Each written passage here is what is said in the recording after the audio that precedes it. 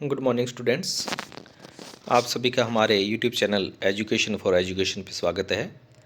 आइए कक्षा 12 विषय इतिहास के महत्वपूर्ण क्वेश्चंस पर चर्चा करते हैं।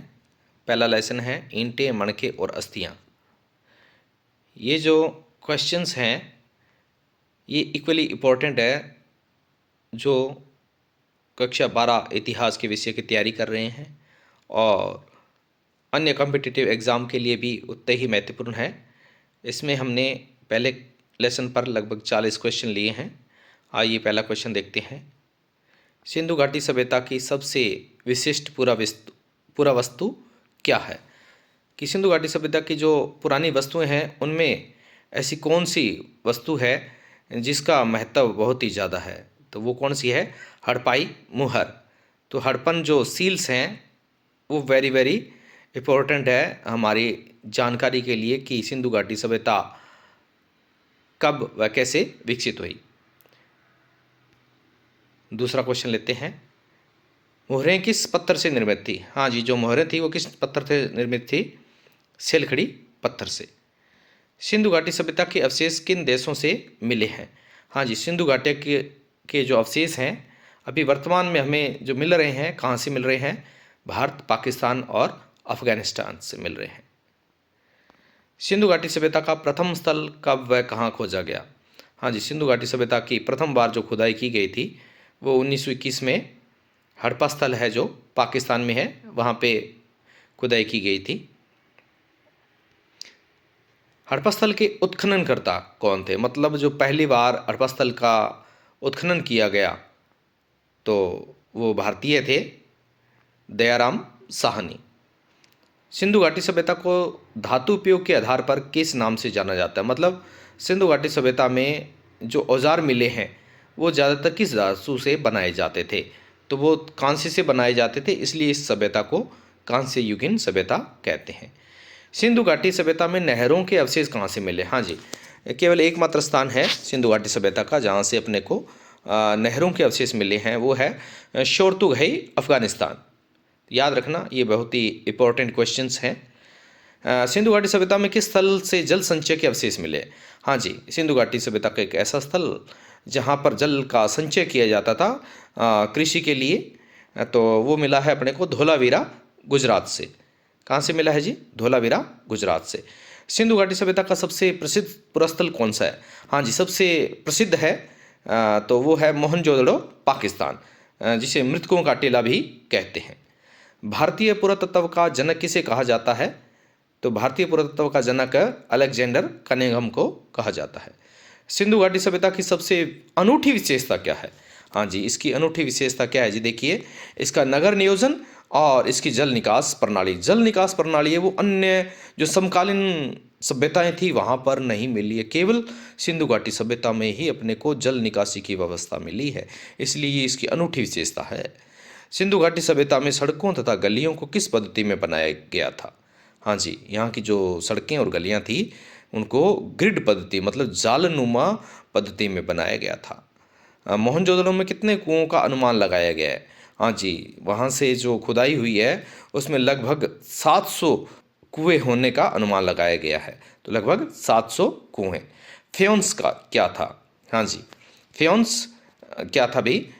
घिसी हुई रेत अथवा बालू तथा रंग और चिपचिपे पदार्थ के मिश्रण को पकाकर बनाए गए छोटे कीमती पात्र थे, मतलब छोटे बर्तन थे जो बड़े कीमती थे, उन्हें फ्योन्स कहा गया है जी।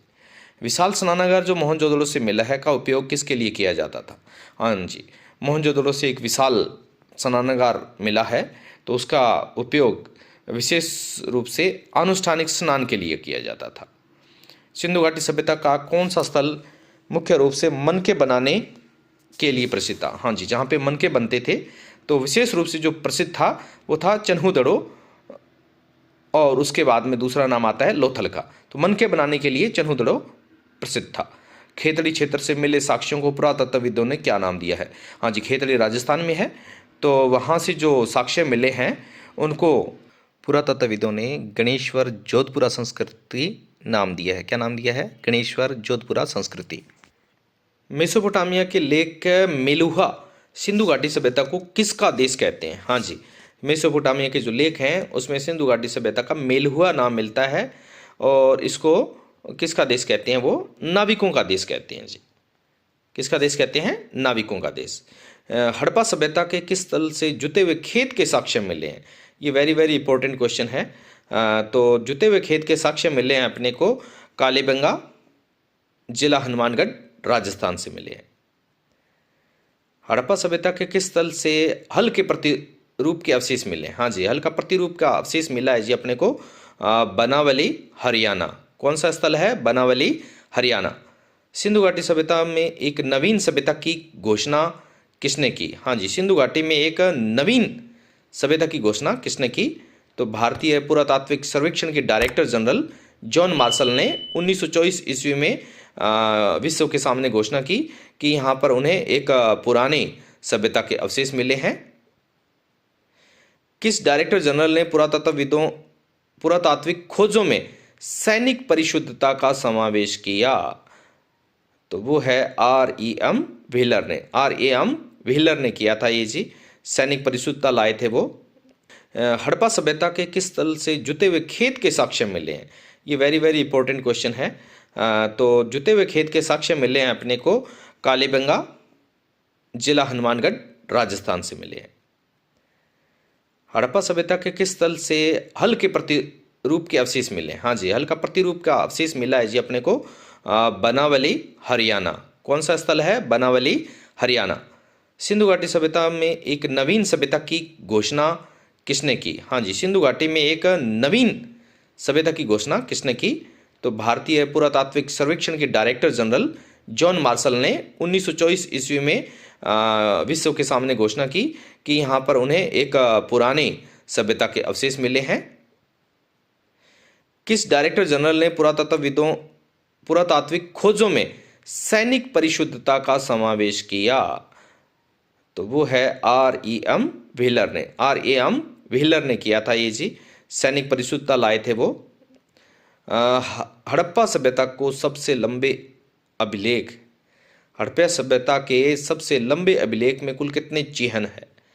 हाँ जी, तो जो सबसे बड़ा लंबा अभिलेख मिला है उसमें लगभग 26 चिन्ह है।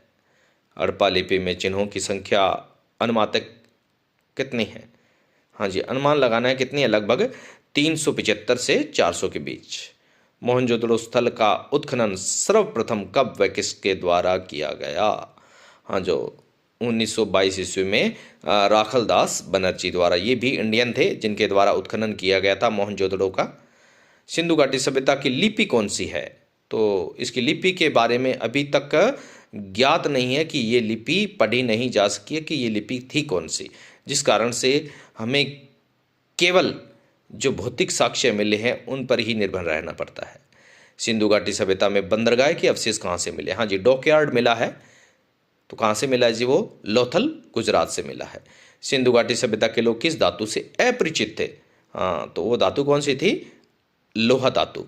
उससे वो परिचित नहीं थे क्योंकि लोहे के औजार हमें सिंधु घाटी सभ्यता में नहीं मिले हैं।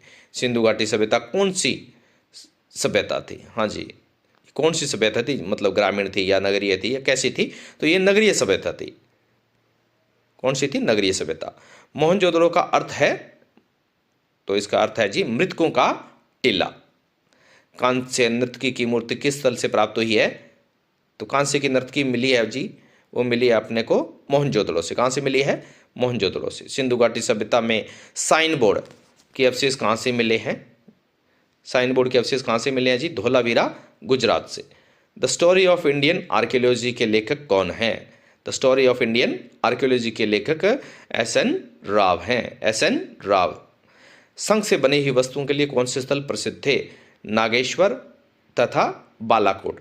नागेश्वर तथा बालाकोट जो थे वो संघ से बनी वस्तुओं के लिए प्रसिद्ध स्थल थे। पैमानों की खोज ने यह सिद्ध कर दिया है कि सिंधु घाटी सभ्यता के लोग माप और तौल से परिचित थे। यह खोज कहाँ हुई थी? हाँ जी, पैमाना मिला है अपने को, स्केल मिला है, वो कहाँ से मिला है जी? लोथल से मिला है। कहाँ से? लोथल, गुजरात से। हड़प्पा सभ्यता का कौन सा नगर 3 भागों में विभाजित था? ज्यादातर स्थल हड़प्पा के जो थे वो 2 भागों में विभाजित थे, लेकिन यह स्थल 3 भागों में विभाजित था। तो वो है धोलावीरा गुजरात। धोलावीरा गुजरात। हड़प्पा सभ्यता के किस नगर को सिंध का बाग कहा जाता था? हाँ जी, हड़प्पा सभ्यता के किस स्थल को सिंध का बाग कहा जाता था? मोहनजोदड़ो। किस हड़प्पाई स्थल से फारस की मुद्रा प्राप्त हुई है? मतलब कौन सा जो स्थल है वहां से फारस, फारस का मतलब है ईरान देश, तो उसकी जो मुद्रा प्राप्त हुई है वो अपने को लोथल से मिली है। हड़प्पा सभ्यता पर ये जो है क्वेश्चन आपके एग्ज़ाम की दृष्टि से इम्पोर्टेंट है। यदि आप पहले तैयारी नहीं कर पाए हैं तो आप यदि इन 40 क्वेश्चन को एग्ज़ाम से पहले रिपीट करके जाते हैं तो आशा है कि इन्हीं में से आपके जो क्वेश्चन हैं वो आ जाएंगे और आपको अच्छे अंक प्राप्त होंगे। अगली वीडियो तक के लिए आपको सभी को धन्यवाद। जय हिंद, जय भारत।